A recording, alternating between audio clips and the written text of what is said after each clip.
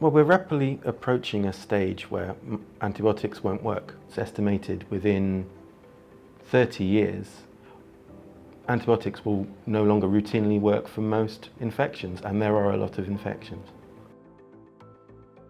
For antibiotics to work, they have to be given to specific bacteria in sufficient enough quantities to be able to kill that bacteria. AMR is when bacteria no longer respond to these specific antibiotics, and they're able to then pass on resistance to their progeny and spread resistance in the population. So the ability of bacteria to evolve to antibiotics is normally encoded within the DNA of that bacteria. So they can either mutate or they can acquire antibiotic resistance genes. And when we say genomics, what we mean is the coding capability or all of the DNA in that organism and to being able to sequence it. So obviously by sequencing it, we can very easily see if specific bacteria have specific antibiotic resistance genes or mutations.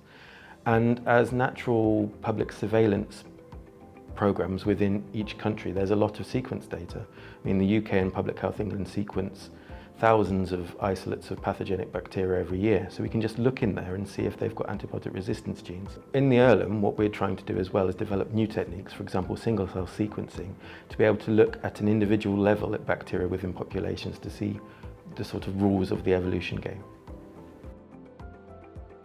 I work on Salmonella, and we've got quite a lot of expertise in Norwich in general on Salmonella, but it's quite an interesting and relevant pathogen because all strains of Salmonella are pathogenic.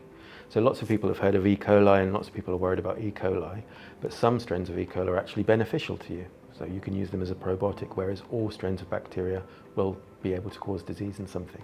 What I've got at the moment is a collaboration between the Quadram and Earlham institutes to try and use single cell sequencing to look at in vitro evolution experiments, which is where we get a population of bacteria and we evolve it under specific conditions in a lab.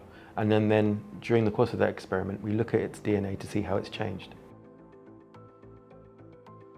Obviously, one of the things that we should realise is antibiotics only work for bacterial infections. So lots of people think they need antibiotics when they've got a cold or the flu. They do absolutely nothing. One of the ways we're promoting resistance, for example, though, is agriculture. We use a lot of antibiotics in agriculture, and traditionally we've used them because we noticed that if we used them, animals started putting on weight. So we weren't using them to stop disease, we were actually just using them to create cheap meat, which obviously is not a very sustainable way of using antibiotics. So lots of countries have actually prohibited that, but they still use antibiotics in very large-scale prophylactic ways where entire herds will get antibiotics.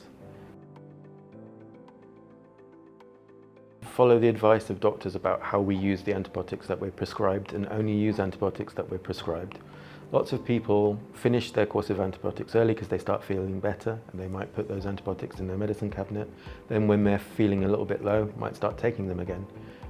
When they're feeling a little bit low, that might be a viral infection that antibiotics won't do absolutely anything for. In fact, it might even damage your immune system because lots of antibiotics will affect your gut microbiota, which is the community of bacteria that live in your gut, and they're actually beneficial. They're potentially the first line of defense to any bacteria you're taking up in your food.